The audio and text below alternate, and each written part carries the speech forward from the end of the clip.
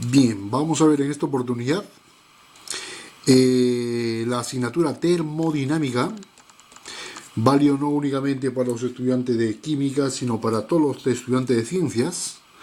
Y empezaríamos primero de lo primero dando el concepto de lo que significa termodinámica y empezar a evaluar cómo se lleva a cabo todo el análisis termodinámico de un sistema y veremos también lo que significa el sistema y todo para continuar con el desarrollo de la asignatura. ¿Ok? Primero, termodinámica, digamos, sería entonces una ciencia que estudia la relación entre el calor producido por un sistema en un proceso determinado y el trabajo que se puede producir o consumir en el mismo. O sea, esta relación entre calor y trabajo. Esto es desarrollado en un sistema y o proceso es definido. Y o proceso determinado. ¿Ok? No te olvides, la termodinámica es la ciencia que estudia la relación entre calor y trabajo desarrollado en un sistema donde se desarrolla un proceso. Pues bien, ahora entramos aquí en el concepto de lo que significa sistema. Sistema termodinámico. Sistema termodinámico es lo primero que tenemos que hacer cuando estudiamos termodinámicamente un problema, definir nuestro sistema. Sistema es la porción del universo, una parte del universo, pero que es objeto de estudio. Objeto de estudio. Esto significaría entonces que si, por ejemplo, a mí me interesa, por ejemplo, estudiar las propiedades de una gota de agua que cae, por ejemplo, desde el tejado. Esa gota, si yo quiero estudiarla, esa gota de agua vendría a ser entonces mi sistema termodinámico, que puede ser, cae en un ambiente húmedo, a lo mejor se condensa más agua en la gota, o puede que caiga en un ambiente seco, donde el agua se va evaporando, pero eso vendría a ser nuestro sistema. Pero puede ser tan simple como una gota de agua que cae del tejado, o puede ser, por ejemplo, en el caso del combustible en un motor de un coche. Combustible en el motor de un coche. Resulta entonces que en el caso del combustible va a haber una transferencia desde la fase líquida a la fase vapor y sale ya en la fase gas. Y la gota del líquido va a ser netamente líquida, a no ser que yo considere también el agua que se puede evaporar de la gota. Amigo, o sea que el sistema termodinámico, que es a su vez la porción del universo objeto de estudio, puede ser tan simple o puede ser lo más complicado posible. El detalle sería entonces ver qué es lo que lo forma a este sistema. ¿Cuáles son las partes de nuestro sistema? Primero diríamos que la gota está en líquida y el combustible está en una mezcla, digamos, de líquido más vapor. O entra como líquido y sale como vapor. Esto que vemos líquido, vapor y líquido por acá es lo que se llama las fases del sistema. Vamos a ver, ¿a qué se llama fases del sistema? Las fases del sistema son las partes del sistema, pero partes homogéneas del sistema. Son las partes homogéneas del sistema. ¿Qué significa homogéneo? Otra palabrita allí. Homogéneo del sistema.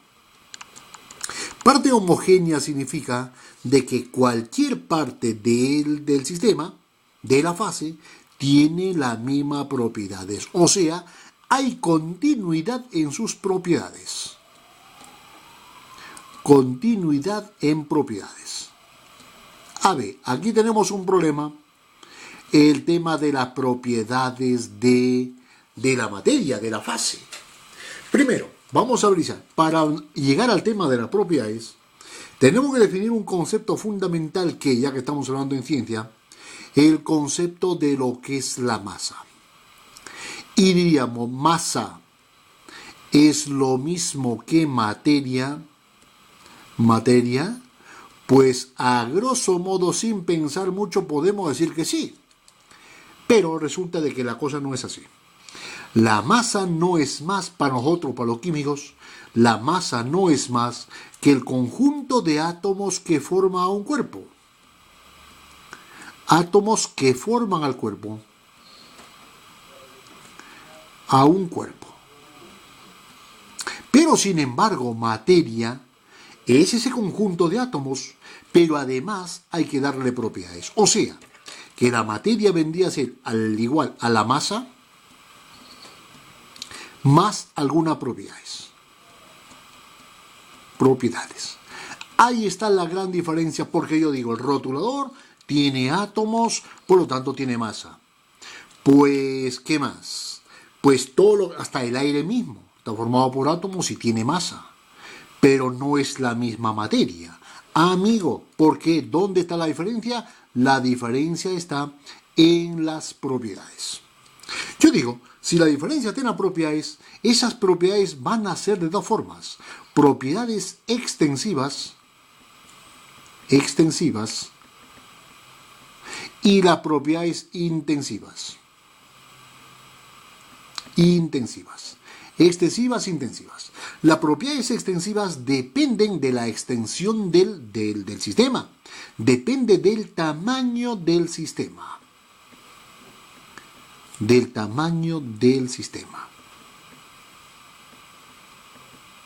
Y las intensivas no dependen del tamaño del sistema. Amigo, o sea, esto significaría entonces que tenemos la gran diferencia. Ejemplo de la propiedad que dependa del tamaño. El volumen, por ejemplo. Cuanto más grande sea mi sistema, más grande es el volumen. Otra propiedad, por ejemplo, el conjunto de átomos, cuanto más grande sea, más masa tiene. Puedo colocar la masa. Puedo colocar, por ejemplo, otras propiedades que no son muy conocidas. Por ejemplo, la energía interna total, la entalpía, la entropía, la energía libre de Gibbs. Todo estas son, digamos, propiedades extensivas que dependen del tamaño del sistema. Dentro de las intensivas, por ejemplo, podemos identificar ¿a qué cosa? A la temperatura, que veremos después qué es lo que significa. Tenemos la presión, que veremos ahí qué es lo que significa. Y además de estas, todas las específicas de estas. O sea, si yo divido la U total entre el número de masa que tiene el cuerpo, queda para nosotros la U específica, la U, que muchas veces también se la colocan como U con la raíz arriba. Esto se llama las propiedades específicas. Y así como hemos hecho para la U, podemos hablar de la entalpía, podemos hablar de la entropía específica, que sería la S total entre la masa, podemos hablar de la G, energía libre de Gibbs específica, G minúscula será igual a G mayúscula entre la masa, etc. Y lo mismo entonces para las demás. ¿Estamos o no? El objetivo de la termodinámica, fíjate, está muy claro, porque yo veo acá de que estas magnitudes que yo he puesto primero, estas magnitudes son fáciles de cuantificar. La temperatura con un instrumento que se llama termómetro o pirómetro, tenemos aquí la presión con un manómetro o barómetro, tenemos el volumen, geométricamente se puede cuantificar las dimensiones del recipiente, y la masa se puede masar en una balanza, o sea que podemos cuantificarla. Sin embargo, estas variables y estas no se pueden, no hay un instrumento que me diga, que me mida la energía interna, o la entalpía, o la entropía, o la energía, no hay un instrumento. Entonces, el objetivo de la termodinámica es relacionar también estas magnitudes que son medibles con estas magnitudes que no son medibles. O sea, colocar entonces una relación, por ejemplo, de la U que esté en función de la T y la P. O de que la U esté en función, por ejemplo, ¿de cuánto? De la T y la V. Esa es la relación, o sea, cuantificar magnitudes que no son fáciles o directamente medibles a partir de magnitudes que son fácilmente medibles. Eso es el objetivo matemático de la termodinámica. Si no, hasta que alguno de vosotros, por ejemplo, construya o invente un instrumento que pueda medirme, por ejemplo, yo qué sé, la entropía. Entonces, si hay un instrumento que me mida la entropía, todo el aparato matemático que llevaría la termodinámica para pasar de estas magnitudes que se pueden medir a estas magnitudes que no son medibles, pero sí calculables, entonces ya toda esa matemática desaparece.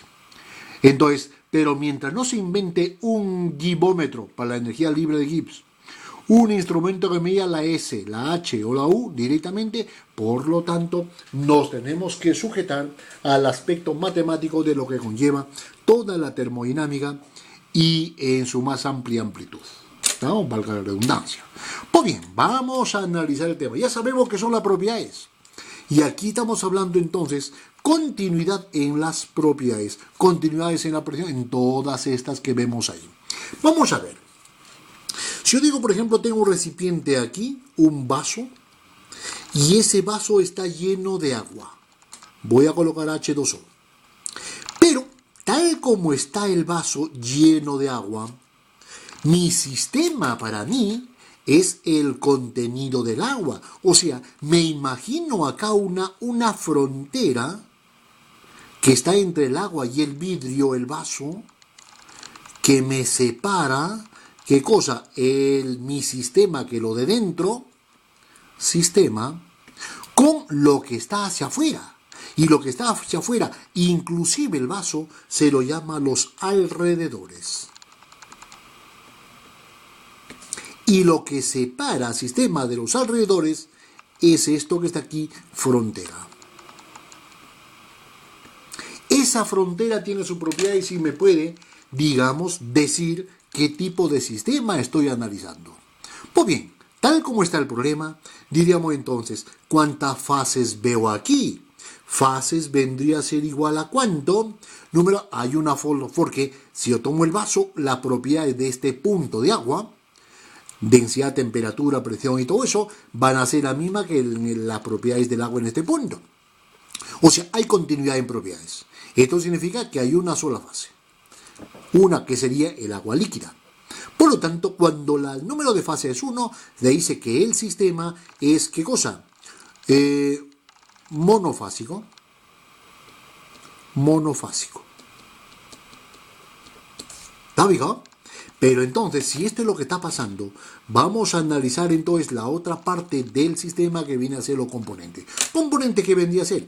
El número o cantidad, la diferentes números colocaríamos ahí, de sustancias del sistema. Si yo tengo mi sistema es este, la fase es esta, ¿cuántas sustancias hay aquí? Solo el agua. O sea que las componentes vendría a ser 1. Esto significaría de que estamos en un sistema unitario. Un sistema unitario. Unitario para componentes, monofásico para las bases. Pues bien, ahora, pero si yo digo, voy a colocar, por ejemplo, acá, mi vasito, pero ya no lleno, semilleno con agua. Yo digo, a este vaso le voy a colocar un cubito de hielo. Y digo, para el contenido, tomando como sistema el contenido del vaso. Esto significaría entonces que, ¿qué tipo de sistema es ese contenido del vaso? El número de fases, ¿cuántas fases habría? El agua líquida sería una, la sólida otra, y acá hay una fase que sería parte del aire.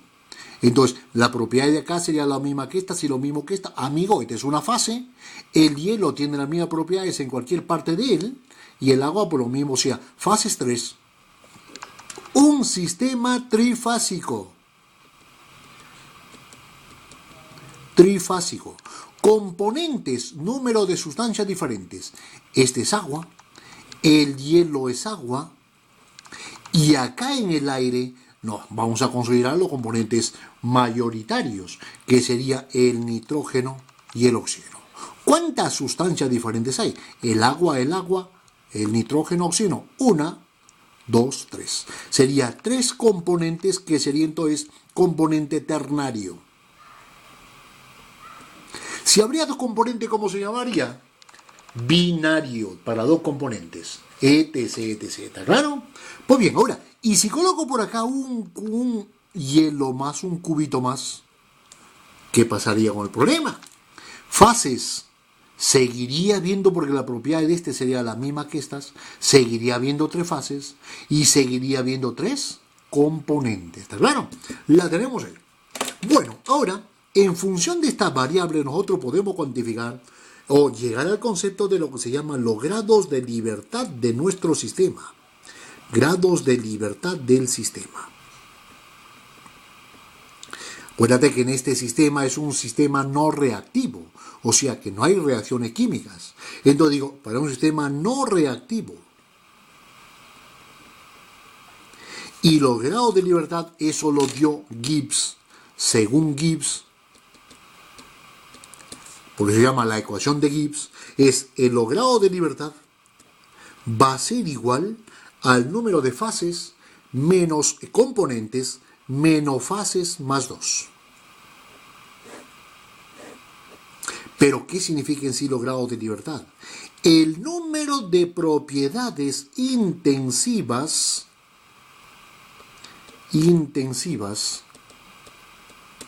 que me permiten identificar al sistema.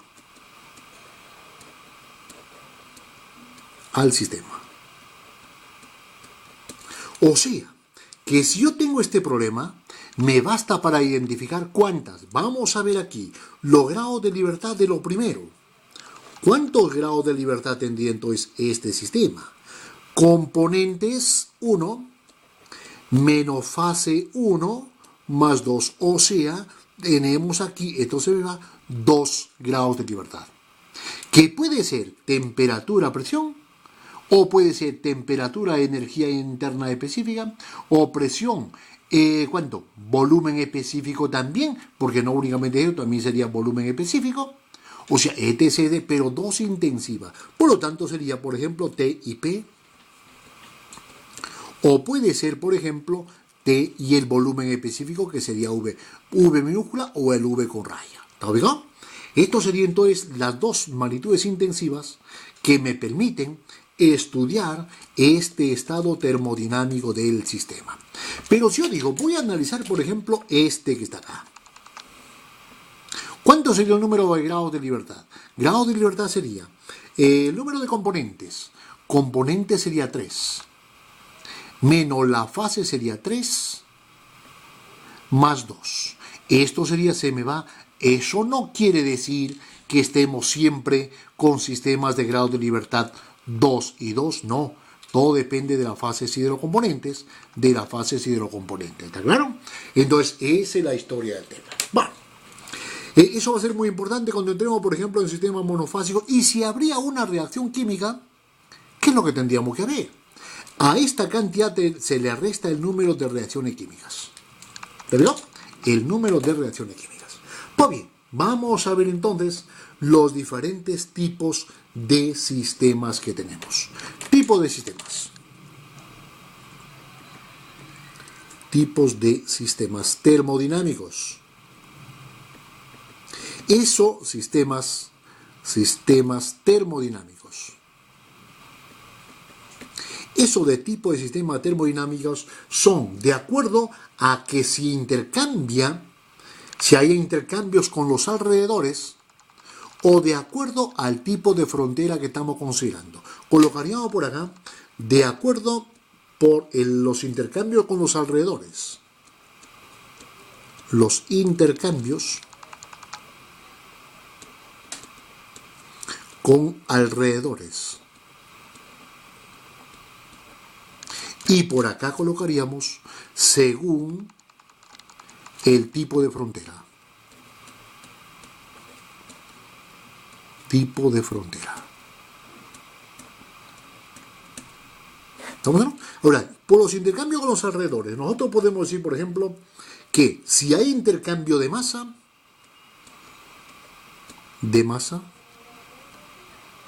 o intercambio de energía.